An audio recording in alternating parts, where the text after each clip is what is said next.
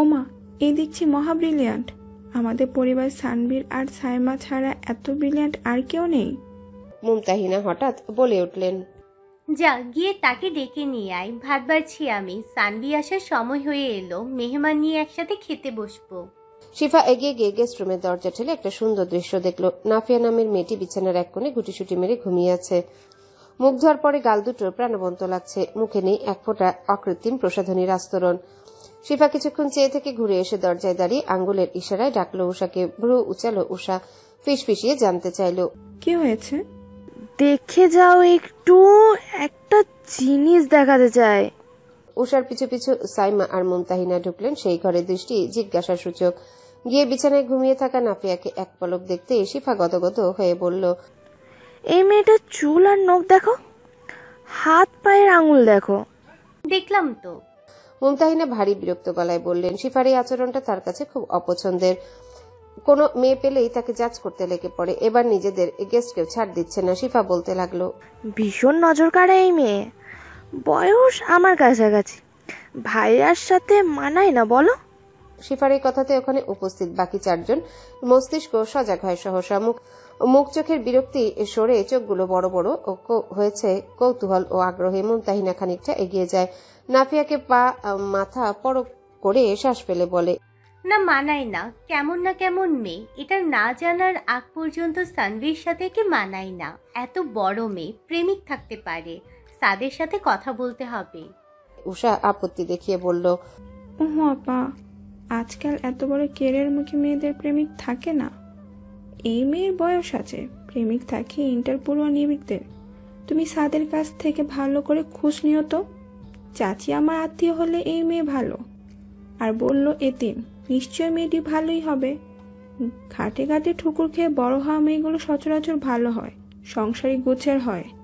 এর শিক্ষাগত যোগ্যতা দেখেছ, পুরো ভাইয়ার সমান সমান। আর এর রংটা দেখো, মাখন পুরো। ওরা কবন এসব কথা ফিসফিসিয়ে বলছিল একদম নিজেরা একে অপরের কানে। নাফিয়ার ঘুম পাতলা এমনিতেই, এসব কথা ওর কানে অবশ্য গেল না। ও শুধু শুনলো কয়েক জোড়া চুরি রিনিঝিনি ছন্দ। হাই তুলে চোখ মেলতেই থামকালো নাফিয়া। একসাথে 5 জোড়া চোখের উৎসুক দৃষ্টি। ভদ্রমহিলাগুলো একই রকমের চাহনিতে ওর দিকে তাকিয়ে আছে, ভারী অদ্ভুত। নাফিয়া এতটাই চমকেছে যে ও লাফিয়ে উঠে বসে বুকে থুতুরি দিয়ে গোল্লা গোল্লা চোখে মুখগুলো দেখছে। শ্বাস ফেলছে খুব সাবধানে, তবে বলছে না। নাফিয়াকে এভাবে চমকাতে দেখে মুমতাহিনা অস্বস্তিতে পড়ে যায়, নিজেদের গুটিয়ে নেয় 5 বোন। মুমতাহিনা ইতস্তত করেন, তোমাকে ডাকতে আসছিলাম, ভাত খেতে এসো। বেশি ভয় পেলে নাকি? এসো, একটু নুন খাবে। নাফিয়ার ভ্রু কুচকে গেল সামান্য। সবাই মিলে এভাবে ডাকতে আসে, মনে হচ্ছিল যেন চিড়িয়াখানার খাঁচার ভিতর ঘুমিয়ে থাকা অজগর সাপ দেখছে। মহিলাগুলোর চাহনি মোটেও স্বাভাবিক নয়। নাফিয়া কি এলিয়ান গোত্রের মেয়ে? তবে এভাবে দেখার কি আছে? ও শুকনো হেসে বলে, ভয় পাইনি। শাড়ির আঁচল টেনে মাথা ঢেকে নাফিয়া নামলো। তখন ওর পায়ের দিকে তাকিয়ে আছে উষা। আপাকে ফিসফিসিয়ে বলল, ছোটখাটো পা, দাদি কি বলতেন মনে আছে আপা? যে মাইয়ার পাও ছোট, ওই মাইয়ার কদম খাটো। অর্থাৎ সে মেয়েগুলো স্বভাবগত ভদ্র হয়। কুসংস্কার, পায়ের সাথে চরিত্রের কোনো সম্পর্ক নেই। আমাদের পা বড় ভাই বোনের, আমরা কি 12 ঘাটে জল গেলি? আরে জানি কুসংস্কার, তবু মেলাতে ভালো লাগে। এই মেয়ে খেতে বসলে এর ভাতের লোকমাটা দেখতে হবে। কেন? আরে দাদি বলতেন মনে নেই? ভাতের লোকমা দেখে মেয়ে বিচার করা উচিত। রাক্ষসী লোকমা হলে ওই মেয়ে বাদ। এরা পুরো সংসার গিলে খায়। নাফিয়া অস্বস্তিতে জড়সড় হয়। এত ফুসুর ফাসুর কথা কি বলছেন ওনারা? নাফিয়া শাহেদের এক্স এটা জেনে গিয়েছেন? জানলে জানুক। নাফিয়া এখান থেকে দ্রুত বেরোতে পারলেই বাঁচে। উঠে দাঁড়ানোর সাথে সাথে ওর আলগা খোপা খুলে চুল ছড়িয়েছে পিঠময়। শিফা একটু ঘেঁষে হাত বুলি উৎসুক গলায় বলে, মানে রিবডিং করা? নাফিয়া বিরক্ত খুব, তবে ওর অভিব্যক্তি সহজ। মাথা নাড়ে। শিফা আরো বেশি গদগদ হয়ে যায়। নাফিয়ার হাত আগলে ধরে বলে, নাফিয়া এবার হাসলো। এতক্ষণে ওর এই ভদ্র মহিলাদের বেশ বাচ্চা বাচ্চা লাগছে। এরা মোটেও গায়ে পড়া নয়, ঠিক নাফিয়ার মতোই চটপটে। ও বলল, আচ্ছা ধরুন তবে। চলো খেয়ে নি, তারপর ধরবো। ঘর থেকে বেরিয়ে নাফিয়া চোখ ঘুরিয়ে ঘুরিয়ে গোটা বাড়ির সাজসজ্জা দেখতে লাগলো। শাহেদের কাছে এর আগে বহুবার শুনেছিল এই বাড়ির কথা, আজ দেখলো।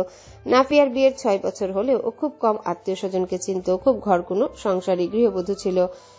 মুমতাহিনার দৃষ্টি ঘুরে ফিরে এসে নাফিয়াতে স্থির হচ্ছে। মেয়েটার দু চোখ ভরা কৌতূহল নিয়ে নিস্তালায় ঘুরছে একা একা। বাড়িটা চমৎকার, দেয়ালে দেয়ালে সিলিকন পেন, সাজসজ্জায় যোগ করেছে নতুন মাত্রা।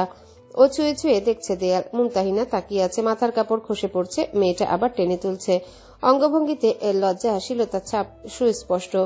মুমতাহিনার জহুরি চোখ, এই মেয়ে স্বভাবে ভালো, তিনি টের পাচ্ছেন বেশ। গুনে গুনে 44 বছর তো বাতাসে হয়নি তার। নাফিয়া এখনই খাবে না, ওর খিদে নেই। মুমতাহিনার একমাত্র মেয়ে রায়তা এসে বলল, আপনি ঘুরছেন?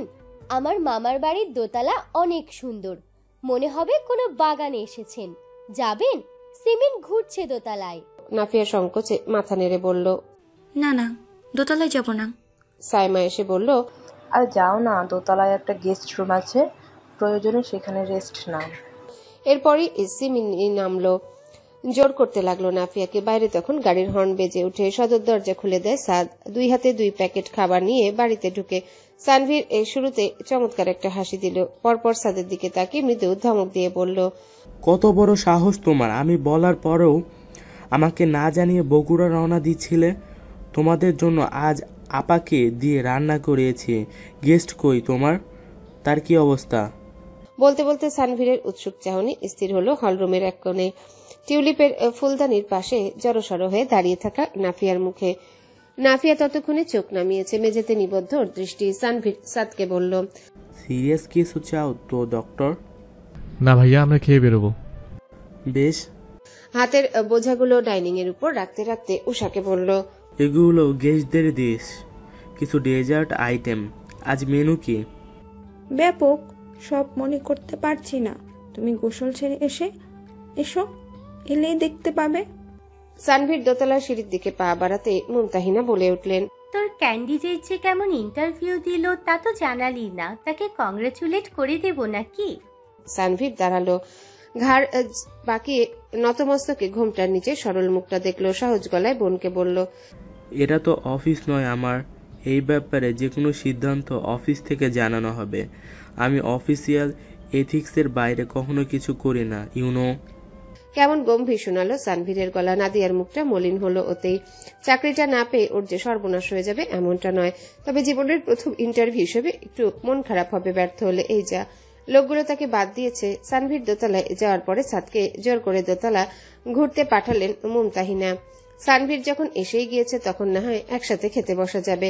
সাদ দোতলায় উঠতে নাফিয়াও একটু ভরসা পেল। রায়তা সিমিনের সাথে তাকেও টানতে টানতে নিল দোতলায়। বয়স 17 হলেও ভীষণ বাচ্চা সুলভ মেয়েটা, ঠিক মা খালাদের মতো গায়ে পড়া আচরণ। এ বাড়িতে রায়তার থেকে ছোট ছোট গোটা 10 বাচ্চা আছে। গোটা বাড়িতে হই হই রব তাদের কল্যাণে। নাফিয়া দোতলায় উঠে লিভিং রুমে ক্যারাম নিয়ে আনন্দ করতে থাকা বাচ্চাগুলোকে দেখতে লাগলো উৎসুক নজরে। নাফিয়ার অবশ্য এখন খারাপ লাগছে না। এই বাড়িতে পুরুষ লোক আছেন বেশ কজন, যারা নিজেদের ঘরেই রয়েছেন, তাই নাফিয়া অহেতুক বিড়ম্বনায় পড়ছে না, বরং 5 বোনের সাথে যেচেই টুকটাক আলাপ করছে। যাদের আতিথেয়তা গ্রহণ করেছে তাদের সাথে একটু মিশবে না? এই বাড়ির দোতলায় সেই বাগানে গিয়ে নাফিয়ার সমস্ত জড়তা এক লহমায় নাই হয়ে গেল। ওর মনে হচ্ছে দাঁড়িয়ে আছে ওদের সেই ক্যাম্পাসের বাগানে, যেখানে রাখা থাকতো সারি সারি গোলাপের টব। ও ছুটে গিয়ে রোজ উচ্ছ্বসিত কিশোরীর মতো 2 হাত বুলিয়ে বলতো, আরে বাহ। এখনো বলল। দোতলায় একটা ছাদ বাগান রয়েছে, বাগানে রয়েছে সারি সারি ফুল, নানান রকম নানান পদের। সব থেকে মজার ব্যাপার হচ্ছে একপাশে একটা প্লাইউডের সাইনবোর্ড, বড় বড় গোটা অক্ষরে লেখা, ছুতে পারেন তবে যত্ন নিয়ে ছোঁয়ার অনুরোধ। নাফিয়া হাসলো কিছুক্ষণ। ও যত্ন নিয়ে ফুলগুলো ছুঁয়ে হঠাৎ করে একটা গোলাপের ঘাড় মোটকে ছিঁড়ে আনলো গোলাপটা। রায়তা গোল গোল চোখে চেয়ে আছে। নাফিয়া তৎক্ষণাৎ চুল খুলে গোলাপটা কানে গুজে ঘুরলো আয়নায়। ছাদের এক প্রান্তে একটা দোলনার সাথে আয়না রয়েছে। ওর খুব বাজে স্বভাব, একটা ফুল পেলেই কানে গুজে দেয়। যেই বাজে স্বভাবটা বরাবরই লাই দিয়ে এসেছে, কখনো শাসায়নি। সিমি নদর থেকে তৎক্ষণাৎ ছুটে এসে আতঙ্কিত গলায় ফিসফিসালো, আরে ভাবি, করেছো কি? এগুলো সানবীর ভাইয়ার ফুল ছেঁড়া মানা। নাফিয়া এইবার দমল, উজ্জ্বলতা মলিন হলো আরো। একটা বিষয় টের পেয়ে দোতলার ছাদের দরজার কাছে এসে দাঁড়িয়েছে লম্বা চওড়া মানব মূর্তি। গায়ের ব্লেজার খুলে নেভি রঙের একটা স্লিভলেস টি শার্টে গা গলিয়ে নিয়েছে, হাতে নিরানি আর কীটনাশক স্প্রেটা। সানভীরের প্রাত্যহিক রুটিনের মধ্যে একটা কাজ হলো রোজ দুপুরে বেলা ওয়ার্কআউট শেষে বাগান পরিচর্যা করে গোসলে ঢোকা। সানভীর তাকিয়ে আছে ড্যাব ড্যাব করে, চশমার নিচে ওর সহজ দুটো চোখ। এক ফাঁকে চশমাটা তর্জনী দিয়ে ঠেলেও নিল। এতক্ষণে ঘোমটার নিচের মুখটা পুরোটাই উন্মোচিত, এবার উন্মোচিত ওই রেশমি চুল আর কানে গোজা টকটকে গোলাপ। সানভীর একটা সরল সুন্দর স্নিগ্ধ ব্যাপারে সাক্ষী হয়েছে, এটা ওর অবচেতন মন বুঝলো। ও বেশ বিব্রত হয়ে চোখ নামিয়ে ঘুরতে চায়। নাফিয়া তৎক্ষণাৎ টানে মাথায় ঘোমটা, ধীর গলায় থেমে থেমে বলে ওঠে, সরি সরি, আসলে ফুল ছেঁড়ার অভ্যাস, সরি। সানভীর থেমে ঘুরল। আড়ষ্ট ভঙ্গিতে দাঁড়িয়ে থাকা মেয়েটির সংকোচে গুমোট হওয়া নত মুখটা আরো কিছুক্ষণ দেখে বলল, ইটস ওকে, ওরা এমনিতেও ঝড়ে পৌঁছে শুকিয়ে যায় একটা সময়। নিয়মই এটা, ফোঁটা থেকে ঝরা এই মধ্যবিত্ত সময়টিতে যদি একটু যত্ন আর গুরুত্ব পায় তবে সেটা ভালো। নিয়ে নিন আরও কিছু, আমি শ্যাম্প দেওয়ার পরে নিতে পারবেন না। আর লোকগুলোকে দেখে মূর্ছনা প্রচন্ড আতঙ্কিত হয়ে তড়াক করে লাফিয়ে উঠে দাঁড়ায়। সাউকির ভাবভঙ্গি অবশ্য সহজ। ও তখন এই ছেলেগুলোকে চিনে ফেলেছে যখন এরা মাঝ রাস্তার উপর ভ্রুম ভ্রুম আওয়াজ তুলছিল বাইকে। সাউকিদের দৃষ্টি আকর্ষণ করতে চট করে একবার পাশে গুটিয়ে দাঁড়িয়ে থাকা মেয়েটিকে দেখল সাউকি।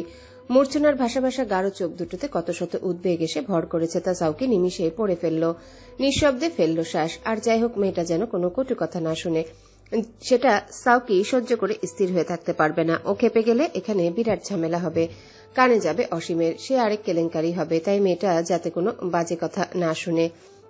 মেয়েটা স্নিগ্ধ, একদমই এলেবেলে মেয়ে নয়।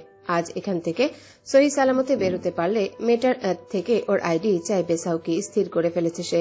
নাহিদ ও তার দলবল গিয়ে একদম মূর্ছনার সম্মুখে দাঁড়ালো শুরুতে। ওদের প্রত্যেকের ঠোঁটের কোণে অসহ্য বিভৎস হাসির ঝিলিক। মূর্ছনা স্বাভাবিক থাকতে চায়, তবে পারে না। এলোমেলো দৃষ্টি ফেলে হঠাৎ দেখলো ওকে এক প্রকার আড়াল করে ফেলেছে একটা লম্বা চওড়া পেট। মূর্ছনা নাকে খুব কড়া ম্যান পারফিউমের সুবাস পেল। জীবনে প্রথম বুকটা হঠাৎ ছ্যাদ করে উঠল অকারণে। কি সমস্যা?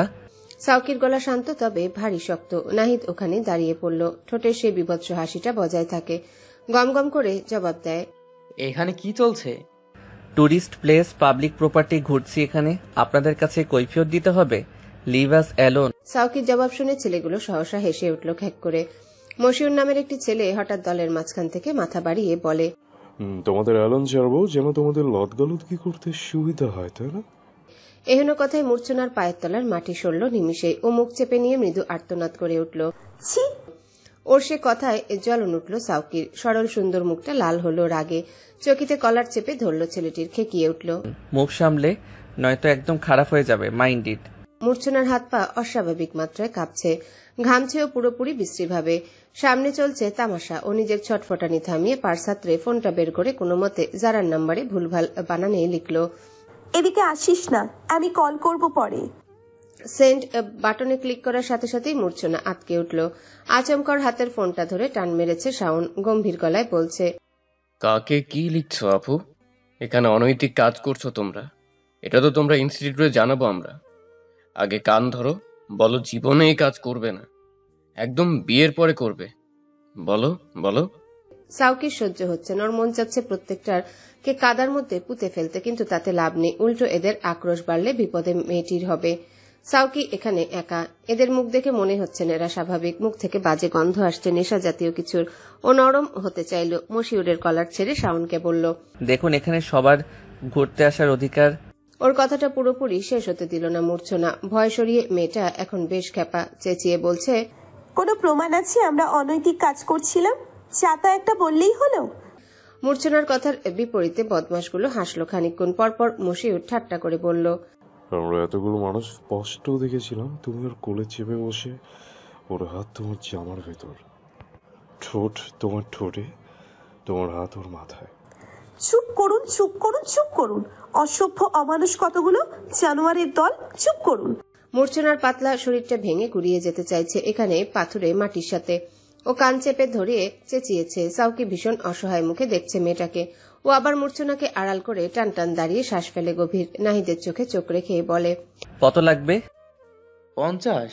আর তোমরা এই গার্লফ্রেন্ডকে 5 মিনিট আড়ালে নিয়ে বোঝাবো ভাই হিসেবে, এসব কাজ ভালো নয়। সাউকি দাউ দাউ করে চলতে শুরু করলো। ওর কান শুনছে, মেয়েটি ওর পিছনে দাঁড়িয়ে ফোপাচ্ছে ইতিমধ্যে। সেই ফোপানি তীরের ফলা হয়ে ওর মস্তিষ্কে আঘাত করছে। আজ অকারণে এই মেয়ে যতটুকু লাঞ্ছিত হচ্ছে, সাউকিও ততটুকু কাপুরুষ। ও হিসেব মিলাচ্ছে। নাহিদ আবারও বলল, দিবা 50? আচ্ছা যাও, তোমার গার্লফ্রেন্ড লাগবে না 5 মিনিট। খাওয়া মাল পছন্দ না আমাদের, ইনটেক পছন্দ। বলতে না বলতে সাউকি ফাটলো ধুমধুমার লাভার অনুরূপ। ও আছড়ে পড়ল নাহিদের উপর সর্বোচ্চ বিধ্বংসীতে যে। নাহিদ গগন বিদারী চিৎকার দিল নাক চেপে। পরক্ষণে ঘুষিটাও নাকে লেগেছে যে। সাউকি ফুটছে টকবক করে, মুখ থেকে বেরোচ্ছে অশ্রাব্য গালিগালাজ নাহিদকে উদ্দেশ্য করে। মূর্ছনা কান্না থামিয়ে কাঁপছে সাউকির খ্যাপাটে মুখশ্রী দেখে। মশিউরা শাওন মিলে সাউকিকে ধরল আটকে। নাহিদ নাকে টিস্যু চেপে ধরে পৈশাচিক তেজ নিয়ে গজগজ করছে। শালা খুব তেজ, তাই না? একদম নাক কেটে দেব। দেখবি দেখবি এখন গ্রামবাসীকে ডাকবো। ওদের কিন্তু আমরা রুটি বিস্কুট দিয়ে পুষি, ওরা আমাদের কুত্তা। বললে একদম কাজে নিয়ে দৌড়ে আসবে। আগে দুটোর মুখে আলকাতরা মাখাবো, তারপর বিয়ে পড়িয়ে রোড শো করে বরগুনা প্রেস ক্লাবের সামনে ছেড়ে আসবো। সাউকির খ্যাপাটে মুখটা হঠাৎ করে রক্ত শূন্য হলো নাহিদের কথায়। কিশোর গ্যাংয়ের বর্বরতার কথা ওর অজানা নয়। কত কত নিরাপরাধ হয়েছে ভুক্তভোগী। আজ যেভাবে ওরা হলো, এখন ব্যাপারটা বিয়ে অবধি গড়ালে সর্বনাশ। এই জন্মে সর্বনাশের বাকি কিছু থাকবে না। তবে এই ভেবে সাউকি পুনরায় নরম হতে চাইল। ঘুরে এক পলক মূর্ছনার দিকে তাকিয়ে ঝুঁকে খুব নরম গলায় বলল, কাঁদবেন না। নিরপরাধ ব্যক্তিদের আল্লাহ অকারণে লাঞ্ছিত করেন না। ঠান্ডা থাকুন, এদের সামলাচ্ছি। মূর্ছনা ঠান্ডা হতে পারছে না। এই ধরনের বিভৎস হ্যারাসমেন্টের ঘটনার কথাও এতদিন নিউজে শুনে এসেছে। আজ প্রথম ও নিজেই ফাঁসলো একদম অকারণে। কি হবে এটা জানাজানি হলে? এখন যদি এরা ওর অসুস্থ বাবা মায়ের নাম বাচ্চায়, অথবা ওর রাক্ষস চাচা চাচির, জীবনটা নরক হয়ে যাবে। তবে মান সম্মান নিয়ে দাঁড়ানো যাবে না কারোর সামনে। মূর্ছনা তবু ছিটে ফোটা পরিমাণ ভরসা পেয়ে চোখ মুছল। সাউকি ঘুরে নাহিদকে বলল, ভাই কেন এত গেঁজাচ্ছ? এসব তো হেনস্তা। আচ্ছা 50 চাই, একটু সময় দাও। টাকা তো মুখের কথা না, আমাদের যেতে দাও। উনি বোধ করি অসুস্থ হয়ে পড়েছে। দলের মাঝখান থেকে কুৎসিত মন্তব্যটি করেছে মেহেদি নামের একটি ছেলে। চূড়ান্ত নেশায় টলছিল স্প্রিং এর মতো। বাকিরা দাঁত বের করে হাসছে। বেগতিক দেখে ধমকালো সাউকি, আবার বাজে কথা? এবার কিন্তু আমি। তোমার ভাইকে কল করবে? করো করো, আমরাও বলবো তার ভাই নির্জন এলাকায় মেয়ে এনে তার হৃৎপিণ্ড চেক করে হাত দিয়ে। কথাটা বলতে বলতে নাহিদ হাতে ফোন তুলে ভিডিও ক্যামেরা চালু করে শাওনকে কিছু একটা ইশারা করলো। শাওন মাথা নেড়ে নোমানের হাত থেকে কলা পাতাগুলো মাটিতে বিছিয়ে বলে, এখানে ঝোপের আড়ালে চাক্কুম চুক্কুম হচ্ছিল এক জোড়া কবুতরের। দেখুন দর্শক, এটা কি সব করে বেড়াচ্ছে। সমাজে অশ্লীলতা ছড়াচ্ছে এই সাউকি তালুকদার আর নার্সিং এ পড়ুয়া আপা, কি যেন নাম ভুলে গেছি। শাওন পৈশাচিকতায় মেতেছে ক্যামেরা অন করে। সাউকি মূর্ছনাকে একদম আড়াল করে দৃঢ় হয়ে দাঁড়িয়েছে। হাত দিয়ে খপ করে ধরার চেষ্টায় শাওনের ফোনটা। এক হাতে ঢেকেছে নিজের মুখ। আর মূর্ছনা এত বিভৎসতা সহ্য করতে না পেরে ডুকরে কেঁদে উঠল। কাঁদতে লাগলো শ্বাস বন্ধ করে। সবাই একসাথে খেতে বসেছে। বাড়ির জামাইগুলো অবশ্য আগেই খেয়ে বেরিয়েছে। সানভীর মেহমানদের সাথে খাচ্ছে এবং ওরা 5 বোনও। নাফিয়ার একটু অস্বস্তি লাগতে ঘুমটা টেনে চোখ ঢেকেছে প্রায়। সংকোচে খাবারটা চিবুতে পারছে না, উঠে যাবে কিনা ভাবছে। এরা ভাই বোনগুলো ফুরফুরে মেজাজে গল্প করছে খেতে খেতে। বিষয়টা নাফিয়ার জন্য অস্বস্তিকর বটে, কিন্তু কোন বাহানায় উঠা যায় সেটাই ভাবছে। তার উপরেই ভদ্র মহিলাগুলো ড্যাব ড্যাব করে শুধু দেখেই চলেছে নাফিয়াকে। কি দেখছে সেটা ওনারাই ভালো জানে। ওর পাতের মাঝে একটা বড় রোস্ট পিস তুলে দিয়ে মুমতাহিনা বলল, খাও, রোস্টটা আমি ভালোই রাতি, রেটিং দাও খেয়ে।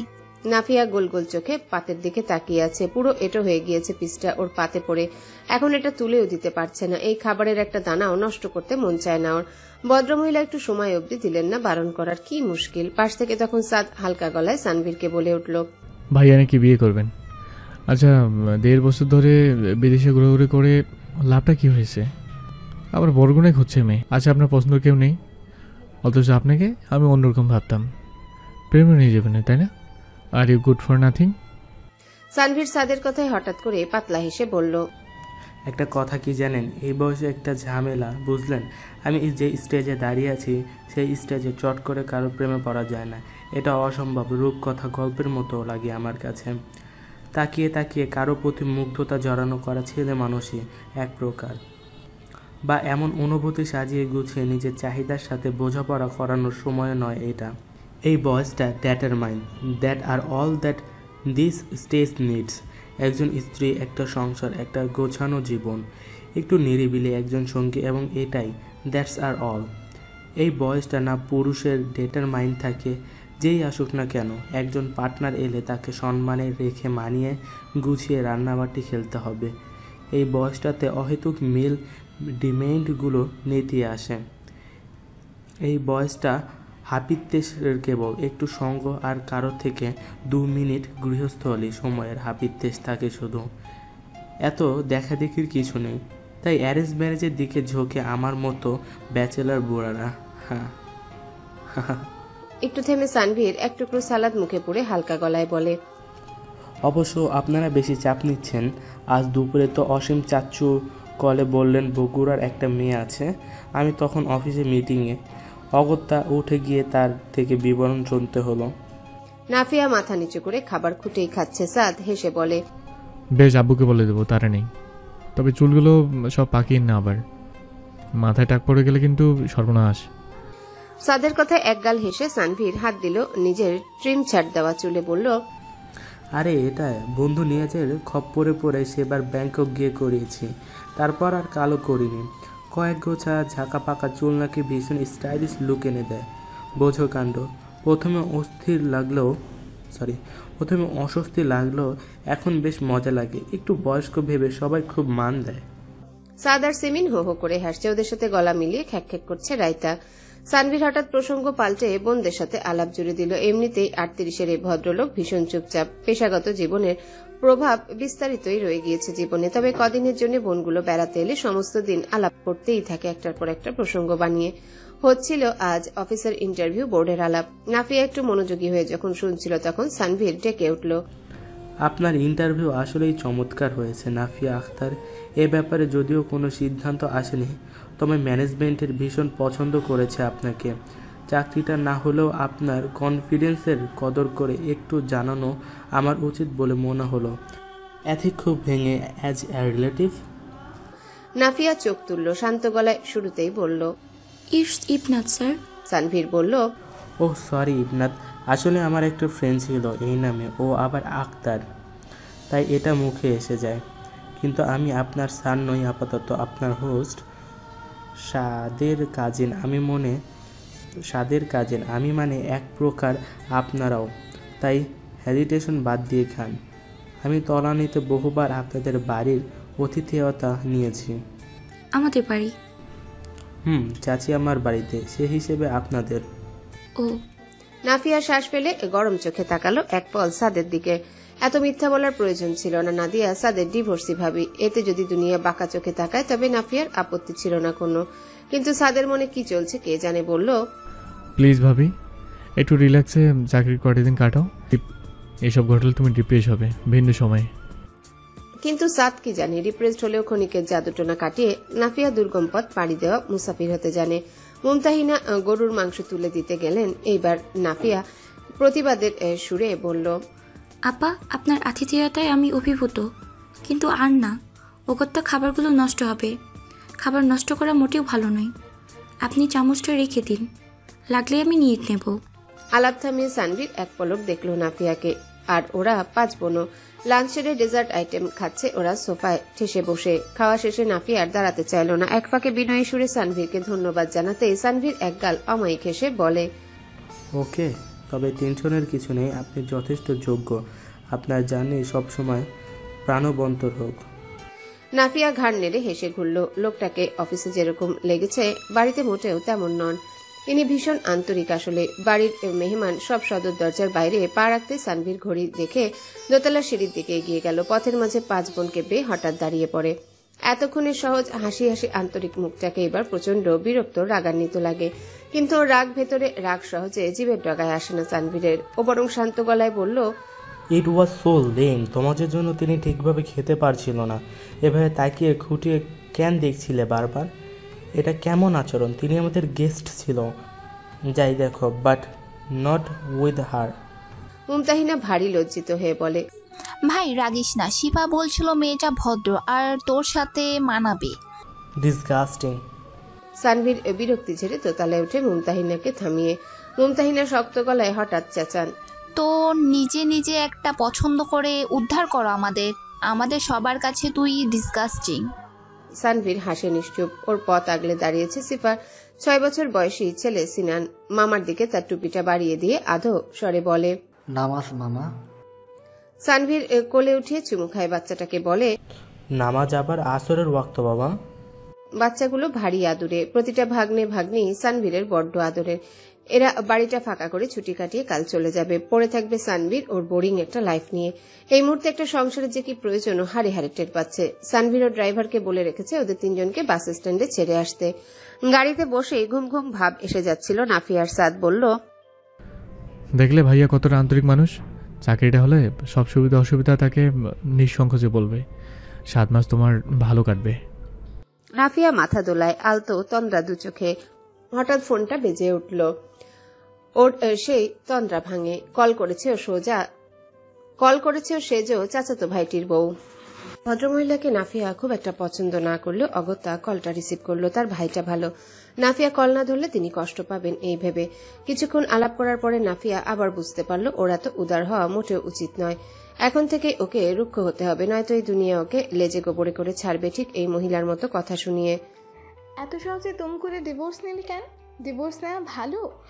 ওই তো দেখা যায় জেদ করে ডিভোর্স নিয়ে আবার ঘুরে ফিরে সেই এক বিবাহিত পুরুষের সাথে ফেসে যায়। হয় পরকীয়া নয় অন্য কিছু। এই সবই হয় ডিভোর্সিদের গতি। এমন উদাহরণ তো আশেপাশে কম নেই। তুই নিলি কেন ডিভোর্স? তোর শ্বশুরের এত সম্পত্তি ছিল, একটা বাচ্চা নিয়ে নিজের আখের গোছাতেই। নাফিয়া কল কাটলো। ফোনটা পার্সে ঢোকানোর আগে নজরুল গীতি ছেড়ে দিল। তারপর 2 চোখ বুজিয়ে এলিয়ে থাকলো সিটে। দরজা ঠেলার প্রকট ক্যারক্যারে আওয়াজেও অমৃতা চোখ মেলল না। শাহেদ খাবারের পার্সেল হাতে ভেতরে ঢুকে বুঝলো অমৃতা ঘুমিয়ে আছে। ইদানিং শরীরটা বিশেষ ভালো যাচ্ছে না মেয়েটার। ফার্স্ট ট্রাইমেস্টারে একটু বেশি নেতিয়ে পড়েছে। তার উপর মেজাজ সারাদিন খিটখিটে থাকে। অহেতুক কারণে দিনে 10-12 বার শাহেদের সাথে তর্কাতর্কি করে আরেক রুমে গিয়ে কেঁদে শরীর খারাপ বানিয়ে না খেয়ে গোটা দিন কাটিয়ে দেয়। শাহেদ নিজ থেকে বহুত চেষ্টা করছে নিজের দহন নিজের মনের মধ্যে চেপে রেখে মানিয়ে গুছিয়ে চলতে, হচ্ছে না। শাহেদ জানে এই সমস্ত ব্যাপারটায় অমৃতা থেকে সে 10 গুণ বেশি দোষী। নাফিয়া তো প্রায়শ্চিত্ত করার সুযোগই রাখেনি। শাহেদ নিজেকে দিনে 10-12 বার ভেঙে শাস্তি দেয় তাই। তবে চেষ্টা করে অমৃতাকে কোনো কথা না শোনাতে। এক বিশ্রী চোরাবালিতে পড়ে দিশেহারা শাহেদ। তার উপর অমৃতা জেদি আচরণ করছে সবসময়। অথচ ভার্সিটিতে মেয়েটা ভীষণ বুঝদার আর দৃঢ় ব্যক্তিত্বের ছিল। ভালোবাসা মানুষকে এভাবে বদলায়? যেমন শাহেদকে বানিয়েছে নোংরা। না, ওর কোনো কাজের সাথে ভালোবাসা শব্দটা যায় না, ওটার অপমান করা হয়। তবে ভালো তো বেশি ছিল নাফিয়া নামের একটি মেয়ে, যা শাহেদ টের পেয়ে আজ হাত কামড়ে কাঁদে রাতের আড়ালে। আচ্ছা, ওই নরম মেয়েটা হঠাৎ এত শক্ত কিভাবে হলো? অমৃতাকে ডাকলেও শাহেদ ধিমি আওয়াজে। অমৃতা তন্দ্রাচ্ছন্ন ছিল। চোখ দুটো মেলে শাহেদকে দেখতে লাগলো। ফজরের সময় নামাজ নিয়ে 1 দফা তর্ক লেগেছিল। সেই অভিমান এখনো মোছেনি ওর বুক থেকে। উঠো, খাবার এনেছি, খেয়ে ভিটামিন খাও, বিকেলে পার্ক থেকে হাঁটিয়ে আনবো। অমৃতা চুপ করে হঠাৎ শাহেদের হাত ধরে অসুস্থ গলায় বলে, তুমি বহুদিন হলো আমাকে আদর করো না, কেন করো না? আমি তোমার বউ। শাহেদ নির্বাক চেয়ে দেখে খানিক সময় পরপর শান্ত গলায় বলে, তুমি অসুস্থ অমৃতা, এখন এটা নিয়ে ইস্যু তৈরি করো না প্লিজ। ইদানিং শাহেদের সব কথা অমৃতার কাছে খোঁচার মতো শোনায়। এটাও লেগেছে। ও বলে, আমি সবকিছু নিয়ে ইস্যু ক্রিয়েট করি? মানে তুমি বলতে চাইছো আমাদের সম্পর্কের ভবিষ্যৎ নিয়ে আমার এই উৎকণ্ঠা অহেতুক? ভবিষ্যৎ আবার কি হবে? এত উৎকণ্ঠার কি আছে? একসাথেই তো আছি আমরা। শাহেদের নিস্তেজ গলা। অমৃতা চুপচাপ আরো কিছু সময় শাহেদের মুখের দিকে তাকিয়ে থাকলো। পরপর উঠে চলে গেল পাশের রুমে। ওর বমি পাচ্ছে, আবার কান্না চাপছে। একসাথে থাকা মানে ওরা আসলে একসাথে আছে না। একটা বালিশে 2 জন মাথা রেখেও অমৃতা টের পাচ্ছে ওর জন্য উন্মাদ শাহেদ ওর থেকে যোজন যোজন দূরে সরে যাচ্ছে ক্রমশ। ও যেন শাহেদকে পেয়েও পেল না। ও যেন এত কিছু করে নিজেকে নিজেই ঠকালো ওর পেটের বাচ্চাটাকেও, যাকে বড় সাত করে অমৃতা পেটে নিয়েছিল।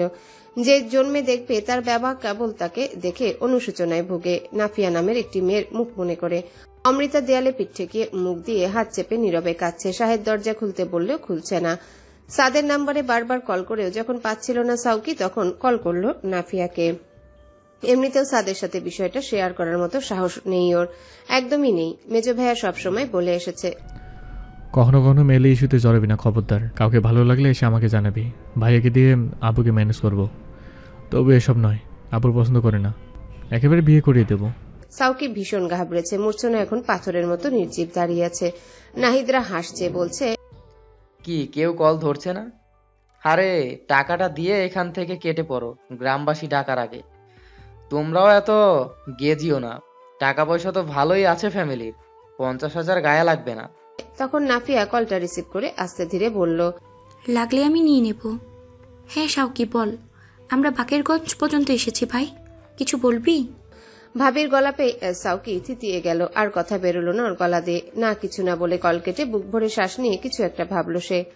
পরপর ওর নজর চলে গেল নিজের হাতে। তৎক্ষণাৎ হাত ঘড়িটা খুলে নাহিদের দিকে চুপচাপ এগিয়ে দিয়ে বলল, চেক ইট, পুরো 60,000 দিয়ে লাস্ট মান্থে নিয়েছি, এছাড়া আর কিছু নেই। নাহিদ চোখ বড় বড় করে ঘড়িটা দেখলো, বেশ নামি দামি একটা ব্র্যান্ড। ঠোঁটের কোণে বাঁকা হাসি ঝুলিয়ে বলল, বড় লোকের বেকার ছেলে, ওয়ালেট ফাঁকা অথচ 60,000 টাকা দামের ঘড়ি ফুটায়। এটা আমার গত 1 বছরের ইনকাম জমিয়ে কিনেছি ইডিয়েট। তোদের মতো অমানুষ চাঁদাবাজ নই আমি বেকার নই। সাউকি শক্ত গলায় বলে শাওনের হাত থেকে থাবা বেড়ে মূর্ছনার ফোনটা নিল। এরপর বলল, এখন ভিডিও 2টা ডিলিট কর যদি মানুষের বাচ্চা হয়ে থাকিস। কথা দিয়েছিস কিন্তু, নয়তো তোরা যাওরা। ওকে। শাওন কাজ ঝাঁকিয়ে নাহিদ আর তার ফোন থেকে ভিডিও মুছে সাউকিকে দেখালো। সাউকি থুতু ফেললো এক দফা, চাপার আগে মনে মনে ওর রয়ে গিয়েছে সব কটাকে দেখে নেবে একদম। বড় ভাইয়ের ভিডিওটা এরা নিয়েছিল সেটাও বোঝা হয়ে গেল। একবারে গলা চেপে ধরবে এদের। আপাতত মাথা ঠান্ডা রেখে সেফলি মেয়েটাকে এখান থেকে বের করাটাই জরুরি বেশি। বাকি ঝড় সাউকি সামলে নিতে পারবে। এক কোণে গুটিয়ে দাঁড়িয়ে থাকা মূর্ছনাকে বড় নরম গলায় সাউকি বলল, চলুন এখন। নাহিদ দামি ঘড়িটা হাতে পরে নিতে নিতে দাঁত বের করে বলল, আরে আপু দুলাভাই আমরা বাইকে করে নামিয়ে দেব না হয়। এখন তো এই বাদ রাস্তায় একটা ভ্যানও পাবেন না। সাউকি ক্ষোভ দমিয়ে রেখে তৎক্ষণাৎ মূর্ছনার কবজি চেপে ধরলো আলতো হাতে। মেয়েটাকে টানতে টানতে নিয়ে উঠল মাঝ রাস্তায়। যতক্ষণ পর্যন্ত জানোয়ারগুলোর খ্যাক হাসি বাতাসে না মিলিয়ে যাচ্ছিল ততক্ষণ হাঁটতে থাকলো ওরা। এরপর হঠাৎই মূর্ছনায় এক ঝটকায় নিজের হাত ছাড়িয়ে নিয়ে ঝরঝর করে কেঁদে উঠল। সাউকি থেমে দাঁড়িয়ে হতবিহ্বল হয়েছে। মূর্ছনা বলছে, এই 50,000-এর 25 তো আমার মাথায়, তাই না? আচ্ছা, আমি আপনাকে প্রতি মাসে 1,000 দিয়ে দেব। ওই বেকুব চারার থেকে ভাগ তুলবো এসবের, কমপক্ষে 10,000 তো তুলবই। সাউকি দাঁড়িয়ে দাঁড়িয়ে ক্রন্দনরত মেয়েটিকে দেখছে। কাঁদলে মেয়েদের একটু বেশি সুন্দর লাগে নাকি? একে তো লাগছে। ঘুরলো সাউকি, কদম ফেলে বলল, বাকি 15,000 তবে 1 বছর 3 মাস ধরে দেবেন? আচ্ছা, আমার বিকাশ নাম্বার আছে তো আপনার কাছে, পাঠিয়ে দেবেন প্রতি মাস গেলে। কথাটা নিজক মজা করে বলেছে সাউকি। খানিক বাদে পেছনে ফিরেও ধাক্কার মতো খেলো। দেখলো মেয়েটা অদূরে লুটিয়ে পড়ে আছে রাস্তায়। চারিদিকে ঘন জঙ্গল আর শুনশান নীরবতা। সাউকি ছুটে গিয়ে ঝুঁকে বসলো, আতঙ্কিত গলায় বলল, মূর্ছনা, আপনি কি মূর্ছা গিয়েছেন?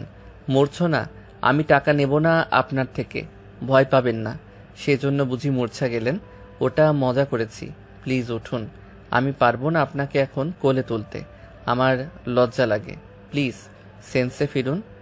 সাউকি লজ্জা পাচ্ছে। একটা সাবালিকা সুগঠিত শরীরের মেয়েকে সিনেমার গল্পের হিরোদের মতো করে দুম করে কোলে তুলে নেওয়া মোটেও সহজ কোনো ব্যাপার নয় সাউকির কাছে। মেয়েলি ব্যাপারে ওর জীবনে অভিজ্ঞতা একদম শূন্য। ক্লাস 10-এ ক্লাসের মীরাকে খুব ভালো লাগতো। ইচ্ছে করতো তার গোলগাল হাত ধরে গোলাপ ধরিয়ে দিতে, একটা তীব্র ইচ্ছে করতো। কিন্তু মীরাকে আমেরিকান সিটিজেনশিপ পাওয়া আর টাকলু একটা লোকের কাছে ওর বাবা বিয়ে দেওয়ার পর সাউকি কখনো এমন অমন ছোঁয়াছুঁয়ি নিয়ে ভাবেনি। আর এই সত্যিটা সাউকি কসম কেটে বলতে পারবে, আজ এই মেয়ে, কিন্তু ও পারছে না। ওর অবচেতন মন বলছিল, হ্যালো বন্ধুরা, পরবর্তী পার্ট খুব তাড়াতাড়ি আসবে, তো সবাই অপেক্ষায় থাকো। আর চ্যানেলটি যারা এখনো সাবস্ক্রাইব করোনি তারা পরবর্তী পার্ট দেখার জন্য চ্যানেলটি সাবস্ক্রাইব করে রেখো। ধন্যবাদ সবাইকে, আমাদের সাথেই থেকো।